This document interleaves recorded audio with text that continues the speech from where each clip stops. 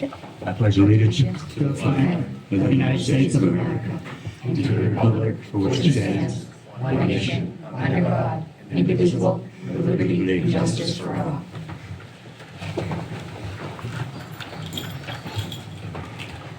Begin the meeting with a moment of silence.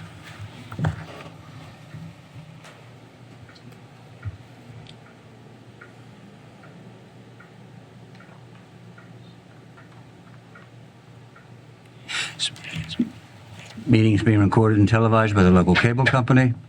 I'd like a motion to approve bill and payroll warrants. So moved. Second. All in favor? Aye. I'd like a motion to accept correspondence in the read file. So moved. Second. Discussion, all those in favor? Aye. Public forum, is there anyone here who would like to speak on something that's not on the agenda? Okay, yes.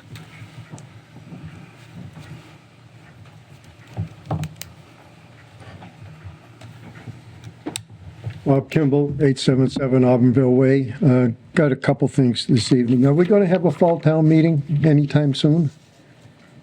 We are expecting that, yes, we will have one. Okay.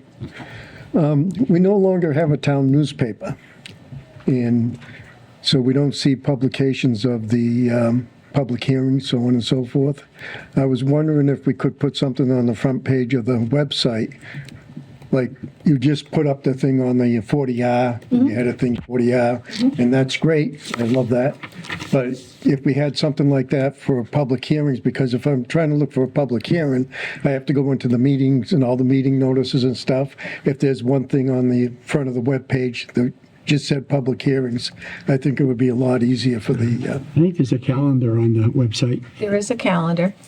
calendar, but I have to go through, like the zoning board, I have to go into the zoning board meeting and really dig down, where if it was right on the front of the webpage, I think it would be helpful to the residents. Something to consider. I Okay, have to talk thank to IT, but we could, And you, Buzz. we're also starting a new electric thing.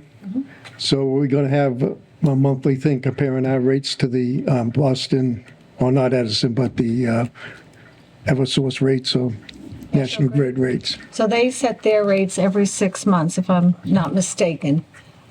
So that is something that we could look into. It's not something that we were planning to do. You need to post that on the, On the website. On the website? That would be appreciated. I believe Good Energy plans on updating their, they manage the electricity.whitmanmass.gov page. So I believe they plan on updating the rates when National Grid updates their rates. Yes. To keep the comparison. So But it should be on the Whitman webpage. it should be on it, yeah. Yep. Okay, thank you very much. I appreciate the good job you're doing. thank you. Thank you. Yes.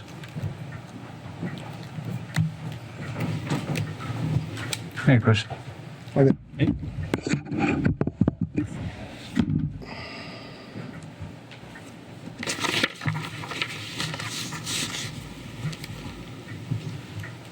Just finished typing this up. Good evening, first of all. Thanks for having me. I'm here because we have a problem in our community. Name and address. Oh, I'm sorry, Chris Griffin, 363 School Street. We have a problem, and as a community, in our community, I think we need to talk about it. I would argue that it's the most consequential challenge of our lifetime. It's ripping apart families and friendships and community. The problem did not start here, but it's here. It's affecting each and every one of us because it directly affects how we see ourselves and how we see each other. Sorry. So, Chairman, members of Select Board, I come before this body to raise my dire concerns because this is how we, the constituents of Whitman, most directly interface with our representative government. These meetings, town elections are how we engage most directly and most frequently with democracy, right?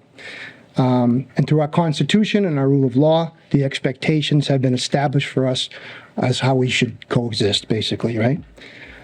Lately, we have experienced multiple political assassinations, mainstream discourse on the chances of civil war.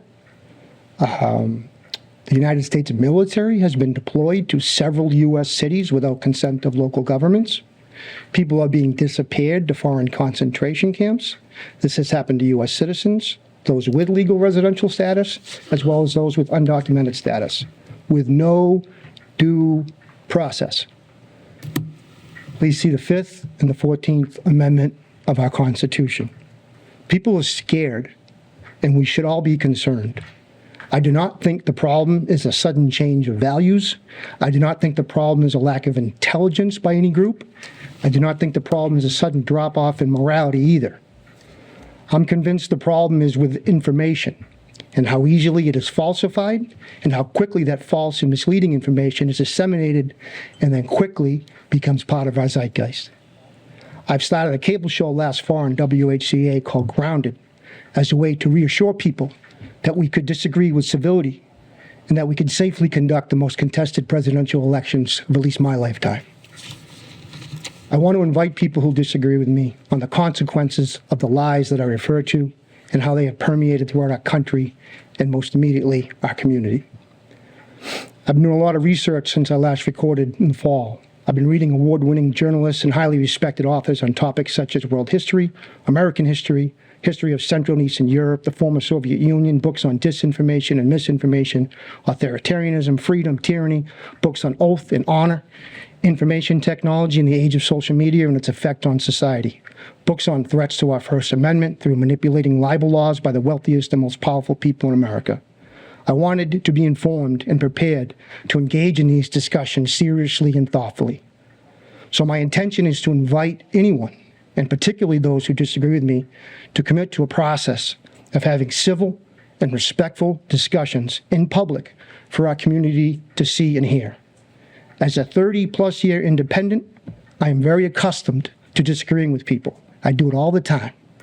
And I have been able to maintain close relationships with many people in my life, whether they are lifelong friends, family members, coworkers, whatever.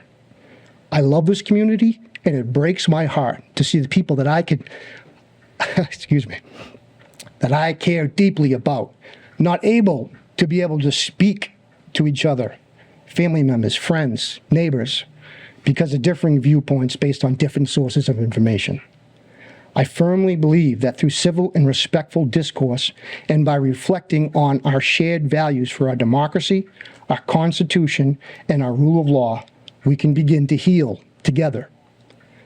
Please be on the lookout for the next episode of Grounded on WHCA, and I would also invite the board to consider drafting some type of resolution that says we will be on the lookout for any threats to our Constitution, our rule of law, our democracy. Some way to state that for our citizens to see and understand that, we still have people that want to honor those things, and that's what's going to keep us together. So, thank you.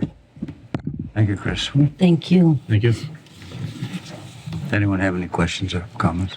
I would like to say, sir, thank you so very much. You talk about a lot of topics that are more than dear to my heart. They shape the reason why I'm here.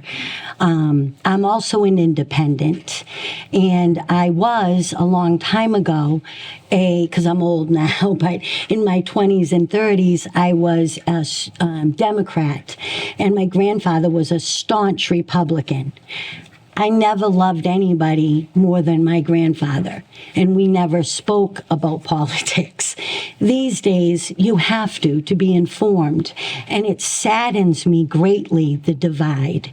I very much educate myself like you do, or you stated that you have, and I just watched something very important, I felt, about it's like the disappearing of critical thinking and how it has been devised that way. And when people understand that alone, I think it opens up a lot of understanding in general. So I would love to someday maybe come and speak to you. I don't need to be on the TV, but anything is fine, because everything that I do in my life for well over 20 years now is to unite people. And I really strongly believe in the United States of America. I believe in our freedoms.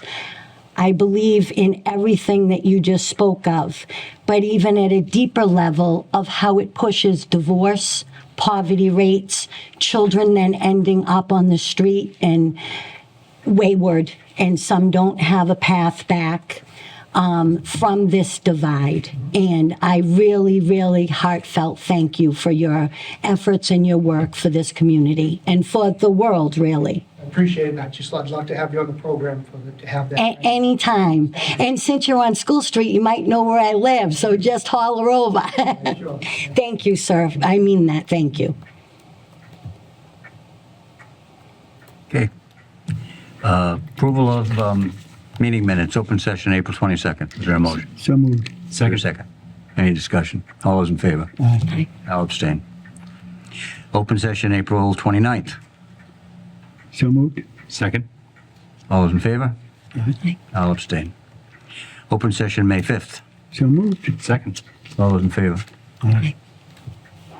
Schedule hearing, meeting speakers, 7:05, a public hearing with respect to the petition of Mass Electric Company, doing business as National Grid, and Verizon New England Incorporated, to install one JO pole on Washington Street, beginning at a point approximately 260 feet southeast of the center line of the intersection of Myrtle Avenue, installing one stub pole to support current poles 60 from leaning on Washington Street.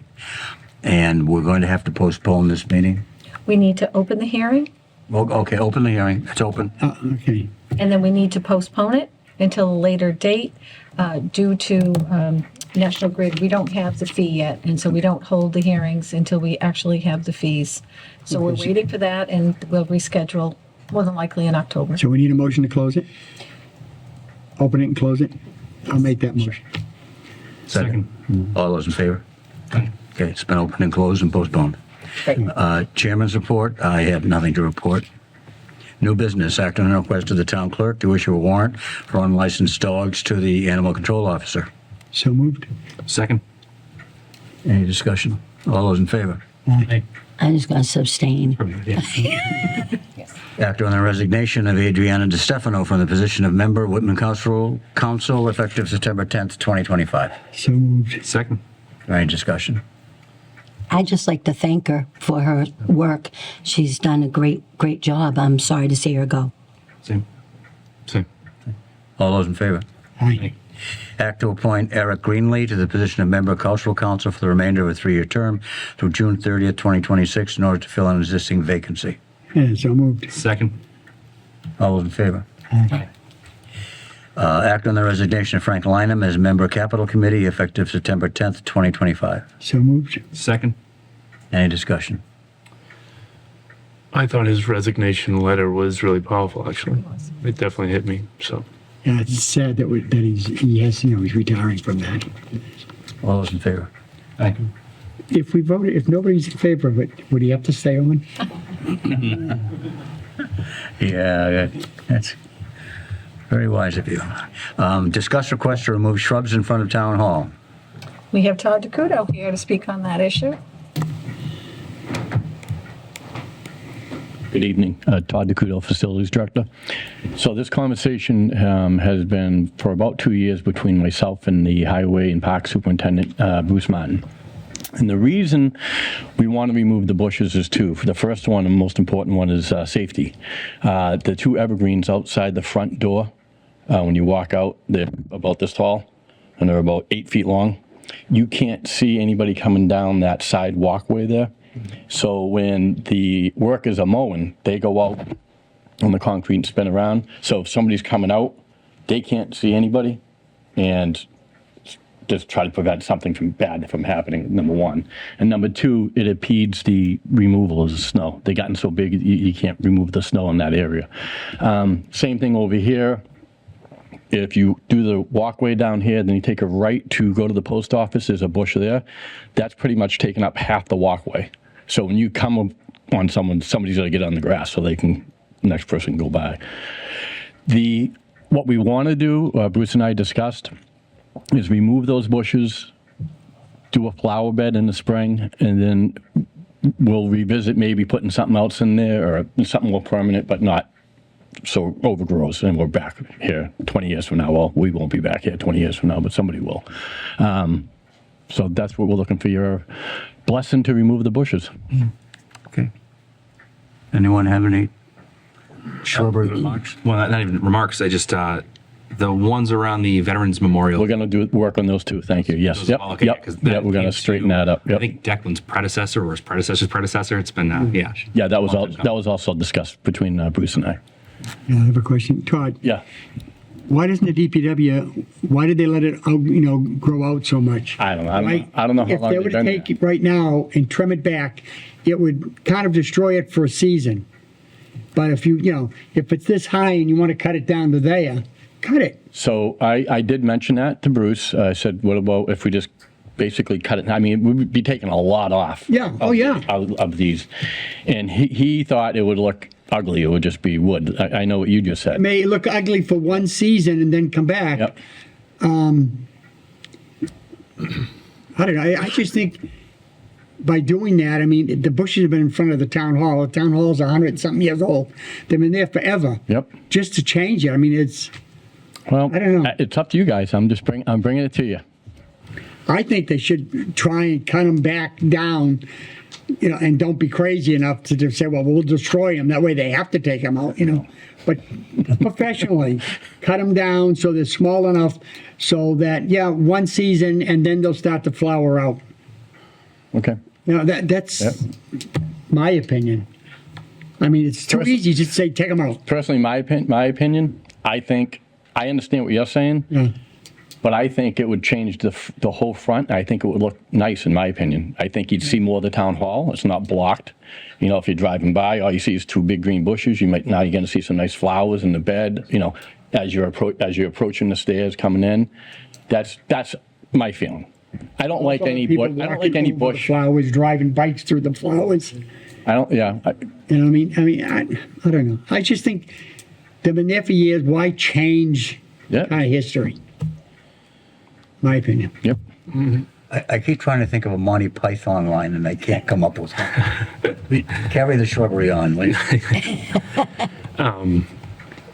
I appreciate the concerns, and I don't know that I disagree, but I feel like with the town hall, it's to me such like a special architecture, and the presence that it has for the town. I feel like bringing in some professional, I agree. getting some professional advice about if we're going to do a planting for the town hall.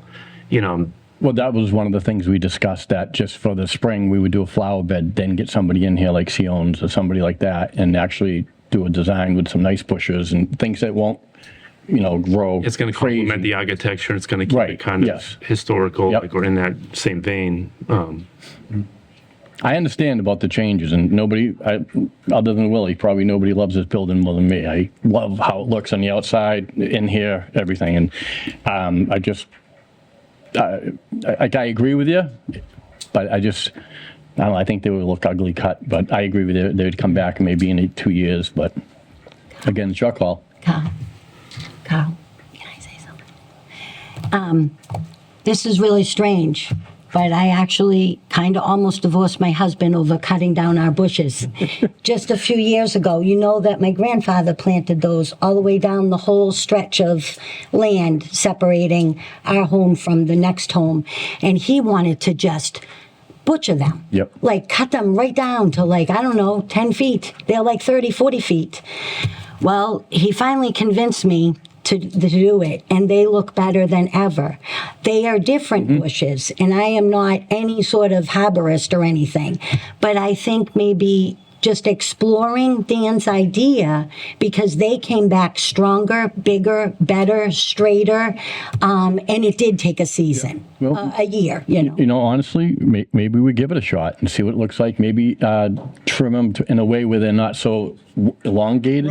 Right. Maybe round them, and then really shorten it, like change that part of it, and then see what happens. If it's not good or whatever, we'll revisit it. Right. Just as long as they're not butchered on purpose. Oh, That won't That's happen. fine. I am sure of that. I have faith in that. I do. Okay. all right. I didn't think it was going to go this long, honestly. It's all right. Do we know where we're going? Yeah. I think Dan's idea, right? What? I think we follow Dan's idea for. Yeah, and it won't hurt. Yeah. It's all on you. Yeah, it doesn't hurt. I hate to disagree, but I don't love the idea of those are like those the use out there. Like I don't know that you can cut those back and there's still, That's why I Sure think you a landscaper would know. Well, Bruce I has. mean, Yeah. I don't Very many think we qualified should men, I'm make decide whether or not cutting those bushes right now, not knowing even the bush type and that kind of stuff, and not having the Right. background and landscape. I don't want to implement a change that's going to look terrible for the town for a year to see if it grows back. I'd rather do it in a way that we know we're going to implement this Okay. change and it's going to come back in a way that we hope it does. On the island, the rotary, you have Whitman spelled out. Every year they go out and they trim that so it stays looking like that. Yeah. There you go. I mean, why can't we do that with the bushes in the front of the town hall? How about we do this? I'll go to Sione's, see if they'll come down, take a look. I'll tell them what we want to do and see what they say. Yeah, let's get some. That's wonderful. I agree. Why don't we get some advice from somebody Right. who knows And, shrubbery? and then the next time I come here, Bruce Martin will be with me. That's good. Okay? That's great. right, Thank you. Thank you, Todd. Recreation Commission, request for a town hall trick or treat. Yes. So I received a request from Kathleen Evans from the Recreation Committee, and the committee came up with an idea of having a town hall trick or treat on Tuesday, October 28th. It would involve offices in town hall giving candy out to kids and families who came through, and recreation setting up some craft tables and a spooky movie in the auditorium. So she wants to know if something like this would be possible. I did just throw an email out just this afternoon to some of the departments in town hall to see, and I did tell them that purchasing candy for this is not an acceptable expense. So people would have to just, pay for it themselves. And I thought that if they did decide to do it, we could get something like a large pumpkin, that we put on the doors of the people that are participating. And the building department said they're in, and the assessors said they're in, and the TA's office would do it, and I think there was one other, the accountant's office. So I'm just waiting to hear if others would, but Sounds I don't good. know. It would be an evening that we're possibly having a meeting up here. Yeah, plus Todd decorates the inside of town hall a lot of times for the different holidays, right? And, so it'd be kind of nice. He decorates for Christmas, but I said maybe the departments, if they even wanted to, wear a costume that night for the kids, you just have go. a little fun with it. Yeah, If you were amenable to having this go Yeah, on. be fine. absolutely. Good. October meeting schedule, 7th and 28th. Justin and I can't be here the 21st, so 7th and 28th. Okay, old business, VSO, Declan Ware, update on Veterans Day.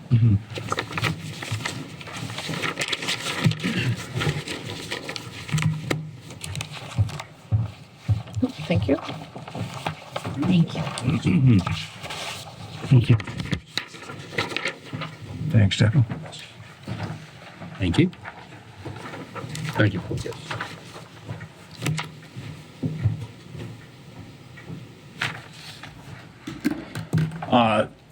Thank you for having me up here. I just want to start off, these past 2 weeks, we made some tremendous impacts down in the Veterans Service Office. We filed over the last, I would say, 6 weeks, we filed 4 claims for dependency indemnity compensation, DIC claims. And those claims are to the federal government for surviving spouses of service-connected veterans. And the veteran, if they pass away from service-connected disability, they're eligible for possibly DIC compensation. And I'm proud to say of the 4 claims we've done so far, I've gotten excellent results. I've gotten 2 of 4 with positive remarks. So our surviving spouses are being taken care of in town. And with that, with the DIC compensation, our spouses, they're eligible for a full Clause 22D tax exemption for full property taxes waived, and that gets reimbursed by the state. We've been making tremendous strides down there and taking care of our people. So it's just, I want to bring that up. It's something that we're doing right down there. For Veterans Day, I handed you guys, this is version 1 of the concept of operation of what we're trying to do here. these past 2 weeks I've gotten with Tim White over in Rockland and Adam Gunn over in Abington.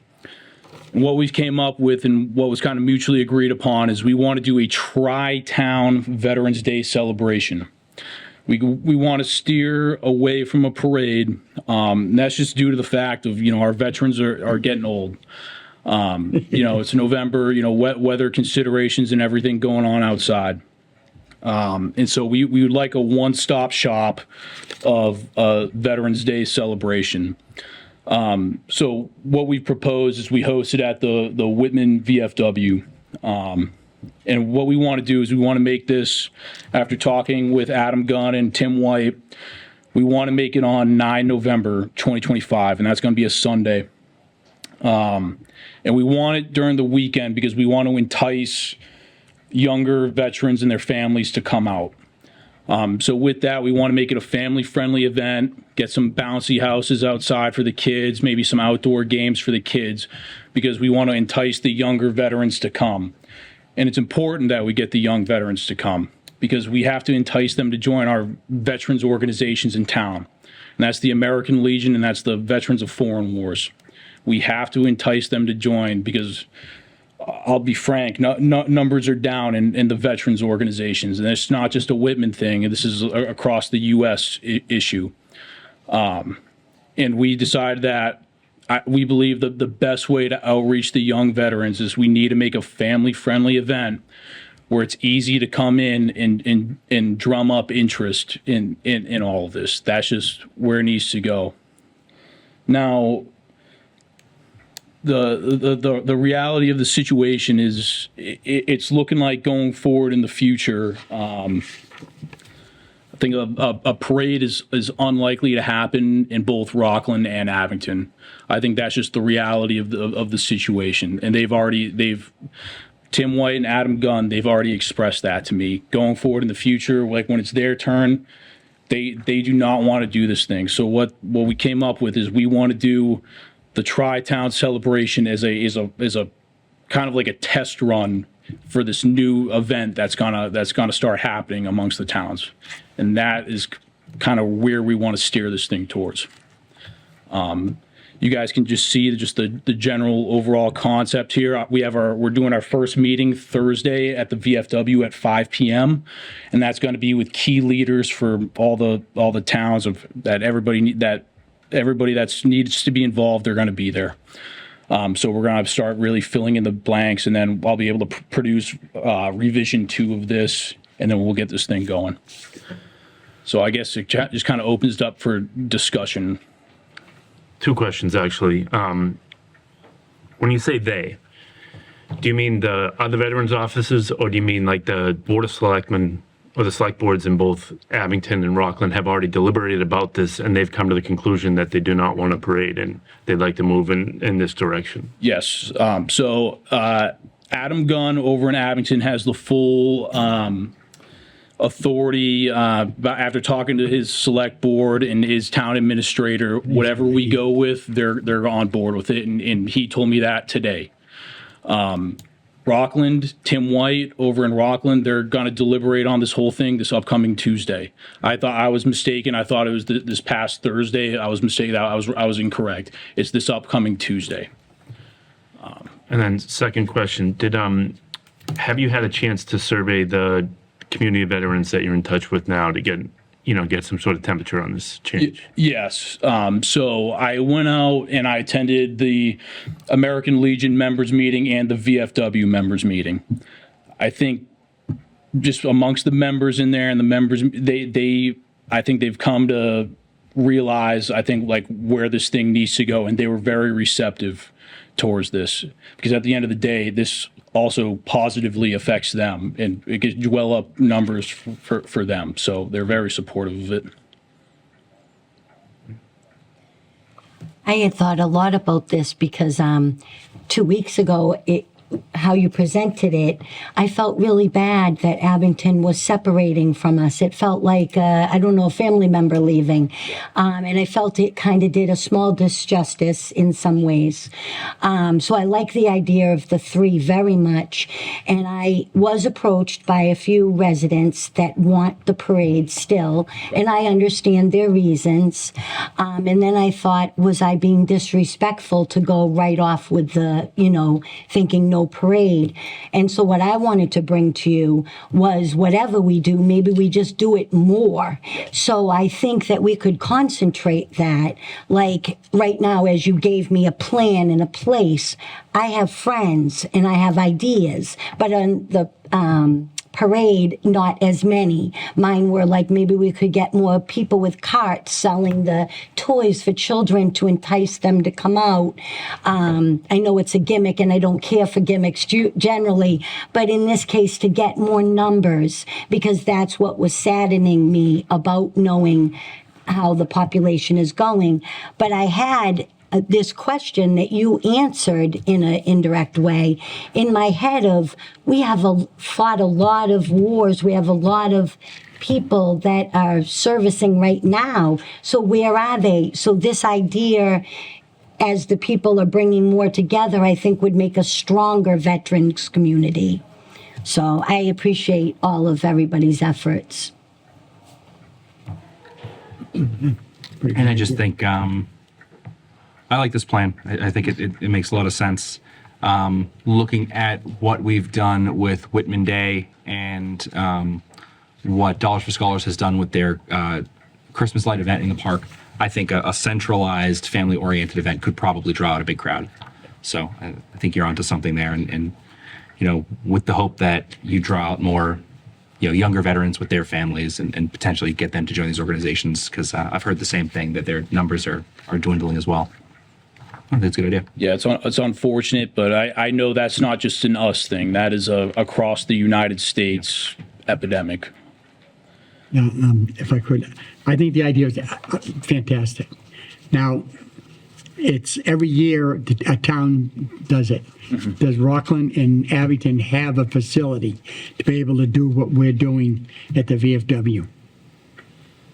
Or is it going to be every year in Whitman? So from my understanding is after, this is from Tim White today, they believe that they're going to have the facilities to do this thing, and the venue is going to change every year, town to town, and we're just going to advertise it amongst the three towns. And a big part of this, and which I originally left out, but a big part of this is the first year we want to pilot this thing. Yeah. We're going to have to do some live data collection while we're there. Of like a contact card or something. When people come in, they can fill out like a contact card, drop it in a box, so that way we can get live numbers of like, okay, who actually comes out, and then we can sort them out by town, just so moving forward in the future we can have hard numbers of, okay, this is what to expect, and we know from like what town who's going to turn out. So that's a big part of this. And on that, the Cultural Council has gotten better at crowd estimating with Whitman Day in successive years. You may want to reach out to them. Not Adriana anymore, but probably Juliana Dunn. Okay. Sounds good, Devin. Yeah, great job. Yeah. Thank you. Thanks.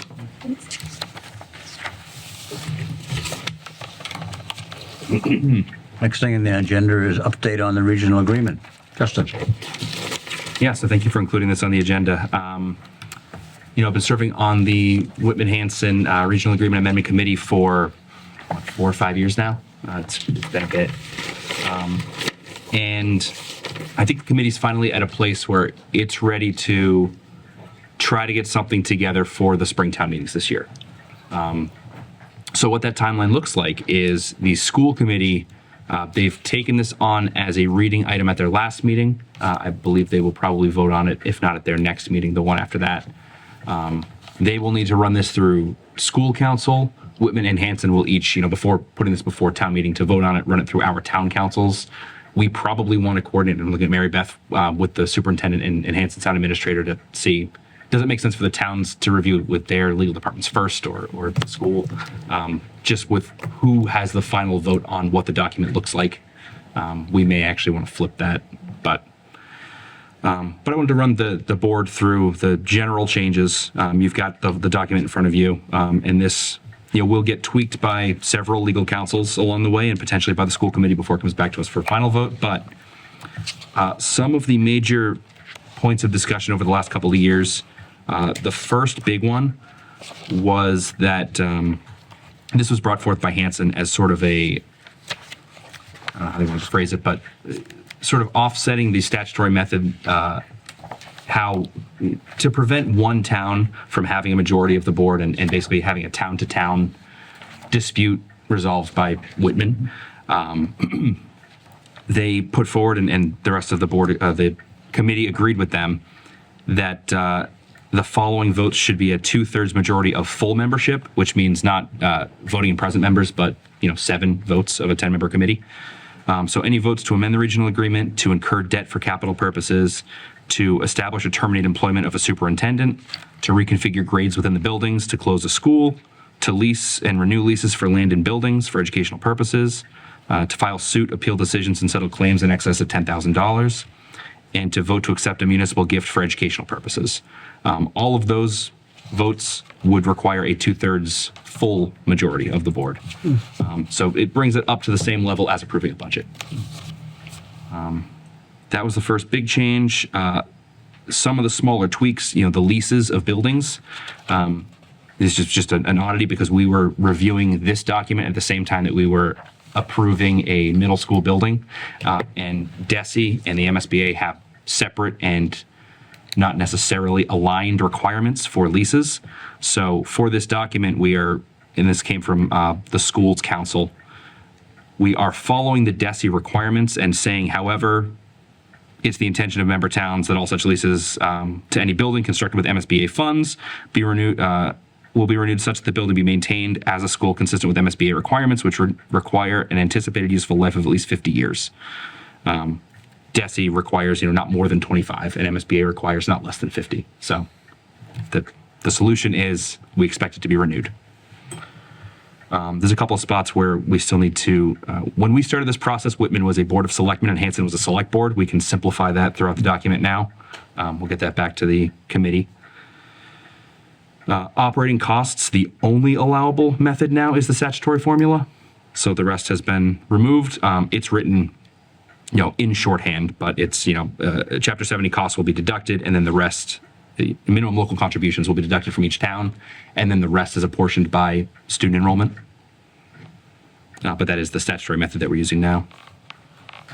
In capital costs, we increased the threshold from $5,000 to $10,000. That's just an inflation measurement.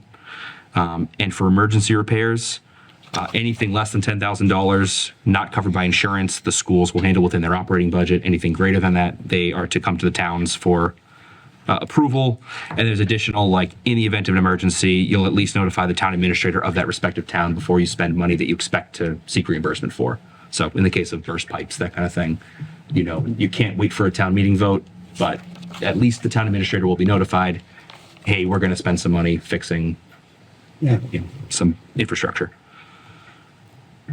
Transportation was a contentious issue. We actually decided to table this in the end and leave the language as is. The thought being is that we're making a lot of other changes in this document, and if we were to change the transportation language to be an operating assessment consistent with how every other regional district does it, this would probably fail on the floor of Hansen's town meeting, and we would lose the other changes. So it was a sort of swallow your pride moment. Very important to Mary Beth was changing the times of payments of apportioned costs. For whatever reason, in 1993, the two towns had the fourth quarter payment due in April instead of May, and so it was before we actually collected taxes from the residents. And for 30 years, we've been working around that. So we're fixing that problem. And I think that's the last significant change. Something that was important to Jim Hickey when this committee started was that every 3 years, this document will be reviewed.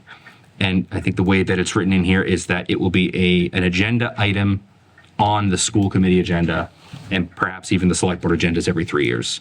So that it has to come for us to look and say, here's the regional agreement. Do we want to make any changes? No, and then move on. That way there's always some continuity in members of all of the boards and committees. And that's the short explanation of everything here. We've got time before we have to act on this, but yeah. Any questions? Well, more of a comment. I don't like how transportation wasn't addressed. I feel like we've opened up the contract. That's why we're doing it. Either work out some sort of compromise or present what you guys have come to, but to leave it on the table to me feels incomplete. You know, it's one of the most important issues that we need to work out in the agreement. So to simply avoid it feels, like I said, incomplete. So I'd rather go back to the table and work out a compromise or something, you know, Yeah. or just put it forth to the community. There are real valid reasons why it should be addressed. So I agree with Sean, because it also feels a little weird to say that you believe in something and then you don't stand up for it.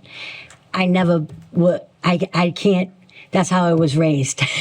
So if we believe there should be a change, we should be able to voice that and share our concerns with the public, whoever it is, because Whitman, Hanson, I don't know the difference between people when I see them on the street.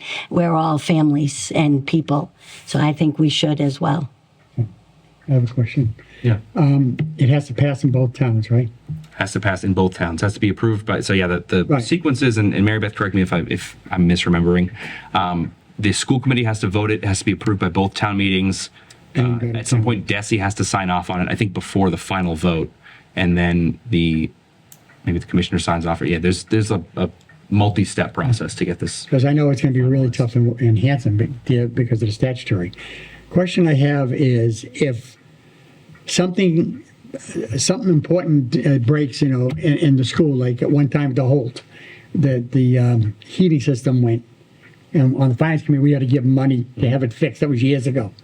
But if something needs to be repaired, it fails, and it needs to be repaired right away, the schools have to do it, and they have to have the money to be able to get it done. Now, they'll take that out of their reserve fund, but the fact is, they just almost emptied it out because didn't have enough money. They took out $1.4 million out of that.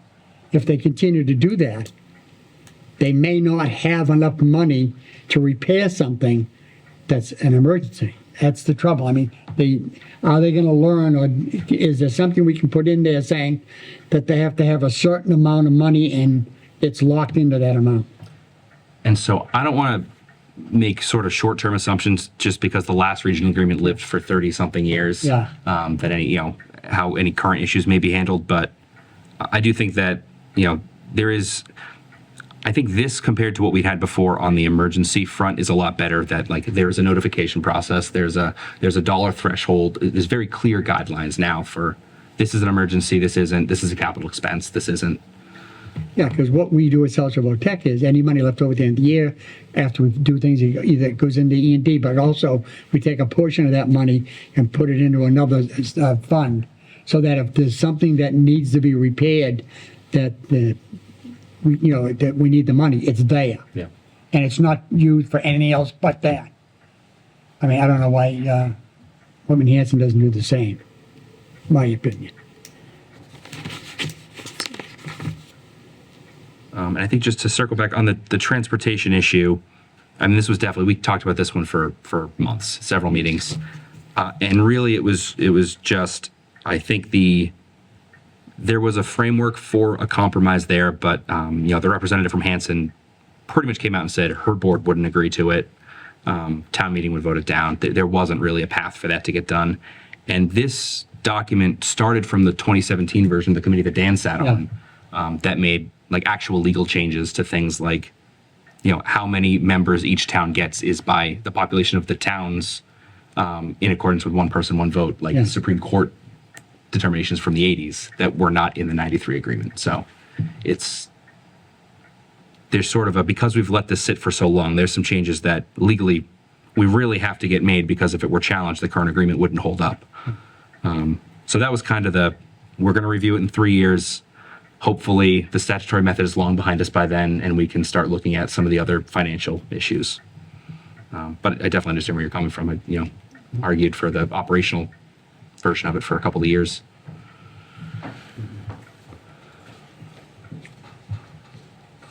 Do you want to enter the conversation, Dawn? Dawn Byers, 20 Russell Road. I prepared some comments in preparation for this and have the regional agreement, which I reviewed once it became public after the school committee meeting. Formerly, I was a 6-year school committee member, so I did not speak on this. I never sat on the subcommittee for the regional agreement. I felt as a school committee member while I was elected by Whitman, I'm on the regional school district. So I represented all, right, both parties. So I didn't speak to what I'm going to speak to tonight, because now I am speaking as a Whitman taxpayer. So I have serious concerns about the proposed regional agreement. As written, this agreement disadvantages Whitman taxpayers financially, and it strips the majority vote from the committee, moving everything to 2/3 vote. That is a big difference from 6 of 10 members being a majority vote to 7 of 10.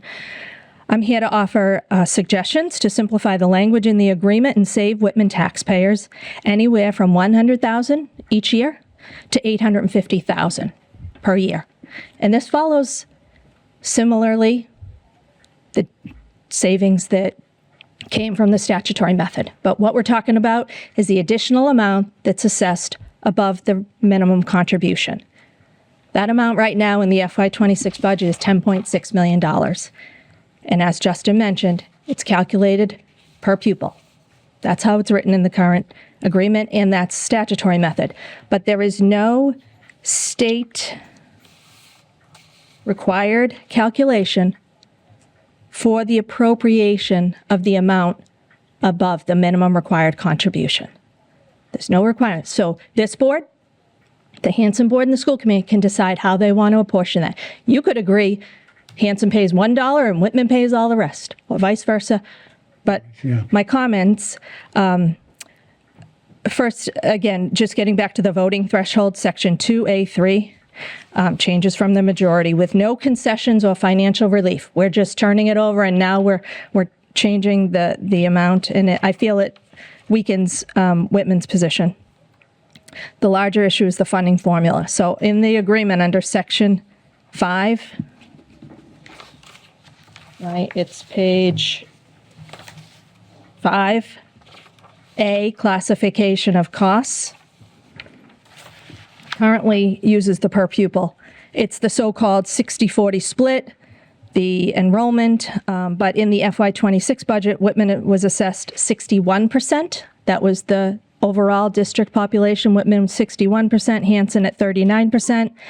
But using this method ignores the Department of Revenue's aggregate wealth model, which is used for Chapter 70 state aid. If we instead tied that assessment for that $10.6 million to each town's required minimum local contribution percentage, Whitman's responsibility for that $10.6 million would change from 61% to 54%. That factors in aggregate wealth. And Hanson would then be responsible for 46% of that $10.6 million, increasing that on Hanson from 39% to the 46%. Again, going back to aggregate wealth model. Applying this same percentage to bus transportation would save Whitman $100,000. So this is where my opening remarks were, saving Whitman maybe $100,000 if we focus on just bus transportation, or we can go and focus on the operating costs and go right up to saving Whitman $850,000. This is each year. Back in 2020, we talked about the statutory method, the $1 million shift. Do you know I looked at those numbers today? It would be $1.9 million in the FY26 budget if the statutory method wasn't brought forward. So we've realized that. But there's also other factors of this agreement that can be discussed that I have talked one-on-one over the years with various members of the subcommittee of the regional agreement, members, chairs, finance committee members. No one really wanted to touch this topic about looking at that above the minimum contribution, not doing it per pupil and doing it based on the percentage of aggregate wealth for the required minimum contribution. So I don't bring this forward lightly. Mr. Scriven spoke earlier about tense in the community and getting along, and this is not something that's going to be taken lightly. But I watched your meetings a couple weeks ago, months ago, and you talk about the budget crisis. Sean brought forward solutions on the budget.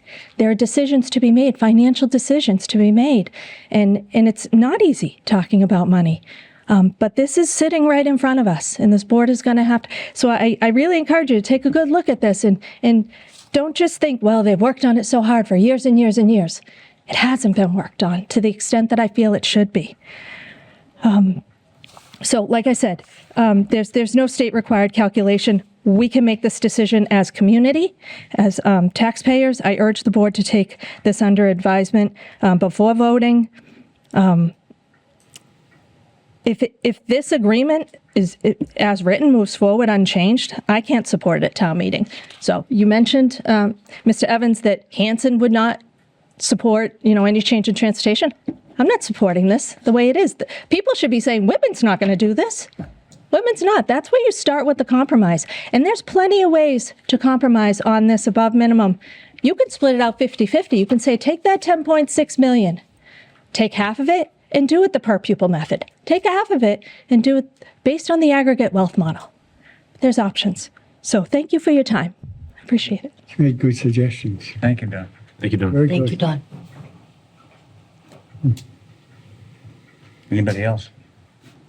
There's a lot of good suggestions and a lot more talking to be done.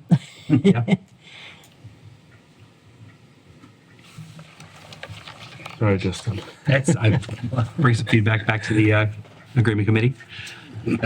Yeah. You got that? Yeah. Okay. Very good, Don. Budget update. Well, Sean, I just found you 850,000. No, it's good to be thinking about all those things for sure. Yeah, just a couple updates. We're still definitely focused in on the ambulance receipts. Just over the last couple of weeks, there's been a number of meetings, and with the help of the leadership team from Chief Clancy and Amy Desmond specifically, we've definitely been able to drill into numbers and gain more clarity, implement some strategies that we think will make a difference for sure. So we feel pretty good about that. Good. Yeah. One of the things we've talked about, as Sean said, a lot of meetings, a lot of emails, like a lot of emails, going back and forth and trying to figure out how to move this forward, talking with council about something we're going to talk about a little bit later. It did come up. One of the things that we'll need to do is if we're going to move forward to sending it to a third-party collection, it'll need to be a vote of the board. Have to probably go on the next agenda. Obviously, we can't do it tonight.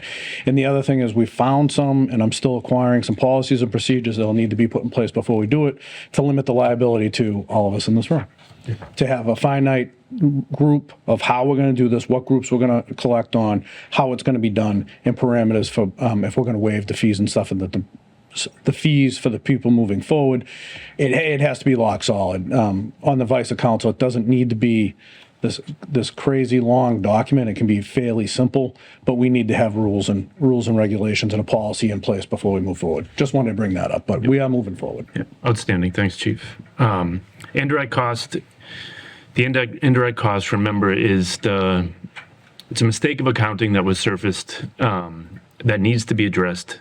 Whether we address it sooner rather than later, it does need to be addressed. But that changing that and assessing more indirect costs to what pertains to trash and recycling, it's a volunteer trash and recycling, that definitely would help with the budget. So it's on the table, something that we will look to have you guys consider and the town consider moving forward. We're in the final stages of negotiating a 3-year contract with the fire union, and that's more details to come, but thank you to the people who played a big role in that. That's a big demand. That's a really complex process, to Justin and to our legal team and to the fire chief and the obviously the union, the people who played a role. That's a big deal, and it seems to be coming to an end, so that's a good thing. More details to come. There are a couple of things with the school budget I think we should just have a quick update on. The audit process seems to be going, according to the superintendent recently, the audit process seems to be going well. They've made some movement recently that seems to be moving in the right direction.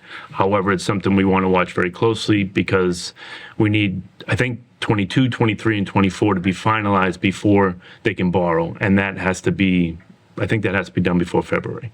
So the timeline is short and there's still outstanding audits, but there has been recent movement. So a little bit of a mixed bag, but we're watching that carefully. Also, when they close fiscal 25, which they're just in the process of closing fiscal 25, remember that we're in fiscal 26, right? So closing out last year, basically, as they were closing the books, it's come to surface, I think, since March, but we're just learning about this now, that they were short. Dan, you mentioned it earlier in the meeting. So that surfaced, he brought it to the board. I think they officially voted to use some money from circuit breaker to close that gap on fiscal 25. He's also concerned that the same mistake would happen in 26, so they're really going line by line through 26, the current budget that they're working on, to make sure that that doesn't happen. He didn't rule out, he said it is on the table that they might have to take some steps to address if they are over budgeted in fiscal 26, meaning they might have to cut some people, look at some, he's primarily talking about special ed staff, paras and one-on-one services that are being addressed. But it sounds like it's a major concern of theirs that they're addressing in fiscal 26, and they're using some money from circuit breaker to close the gap for 25, which for us is a bit of a concern because I don't know if it was 3 or 4 years ago, there was a major issue with circuit breaker that surfaced. We had lots of discussions, Randy Lamartina at the time and John Galvin, who actually reached out to me today about this issue, about circuit breaker and how the region uses circuit breaker in their budget.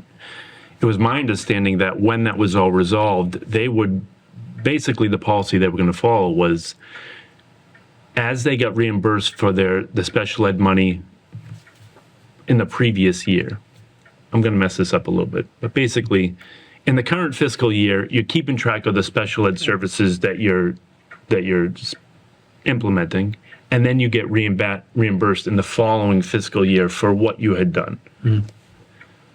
So I thought the policy that was going to be implemented, that was when you got your reimbursement money in not the following fiscal year, but I think it would actually be after that, you would take all of that money and put it right into the budget.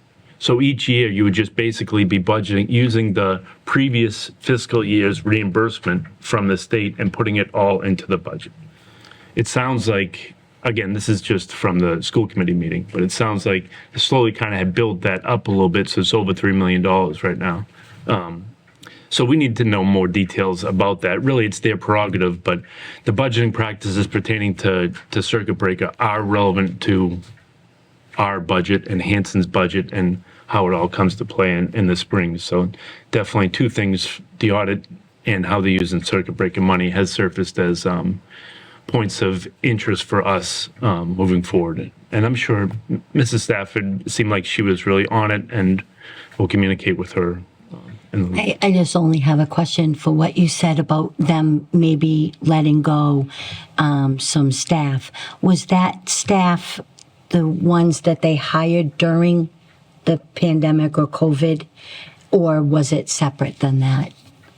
They didn't really mention specifics. They just said if it's come to light, and he's having a meeting shortly with the leadership to go through each school's budget line by line. He said if it comes to light that we are in fact over budgeted, then we're going to have to take steps to prevent that from happening, so that we'll get to May and we won't be over budget like we are this year.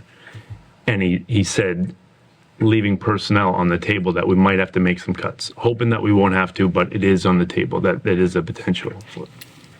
So Thank you. and I think that's it. Thank you. Thank you, Sean.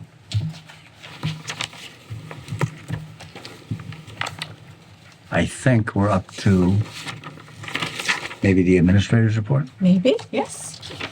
Just one item quickly. We're having a Whitman 40R zoning public meeting. The town of Whitman, in partnership with the Old Colony Planning Council, OCPC, is pursuing the creation of a smart growth overlay district, 40R, and this project seeks to align local land use regulations with community housing needs, economic development goals, and the Commonwealth's smart growth principles. So this meeting will be on Tuesday, September 30th at 6 p.m. in Whitman Town Hall. If people want to find out more information on this. And what is 40R? Chapter 40R encourages municipalities to create mixed-use and residential zoning overlays near town centers, transit stations, or areas of concentrated development. In return, towns receive state incentives and gain greater control over development. Communities that establish 40R zoning districts are entitled to a one-time zoning incentive payment upon adoption of a compliant zoning district, and they're also entitled to a second payment for each new housing unit built. So we are having a presentation as well on October 7th on this topic. And of course, this would need to go to town meeting for a vote if it, as it moves forward. But this is something coming up, and I just want to make people aware of this. It's on the board out front as well. Do we know, is it going to be televised? The 40R in the auditorium, I don't believe so. No.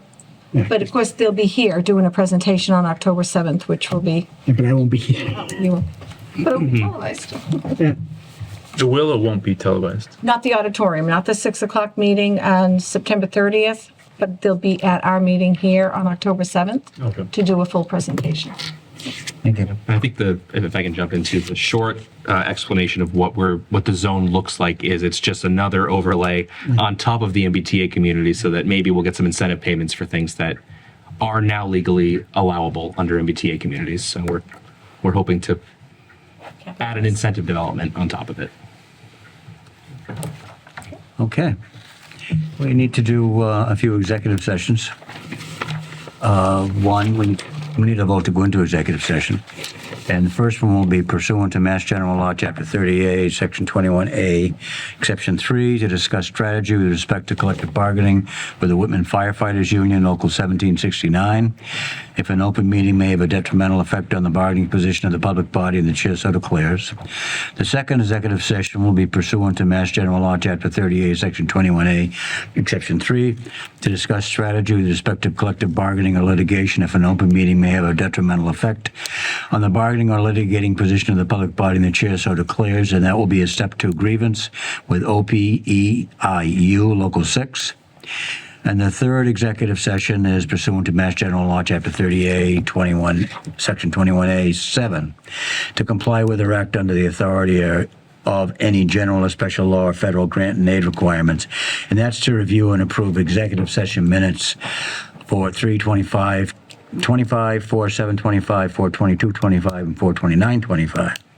Then we'll be coming back into open session to vote on a memorandum of understanding with the Whitman Firefighters Association, Local 1769, 1AFF-AFL-CIO. Is there a motion to go into executive session? So moved. Second. Is there a second? Yes. Yes. Yes, Yes. Yes. we are in executive session.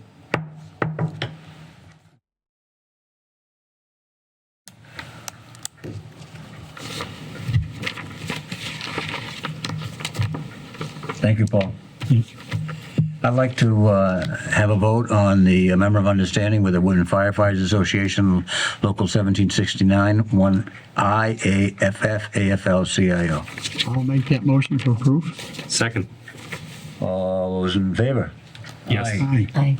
Okay, a motion to adjourn is in order. So moved. Second. All those in favor? Aye. Aye. Thank you very much, guys.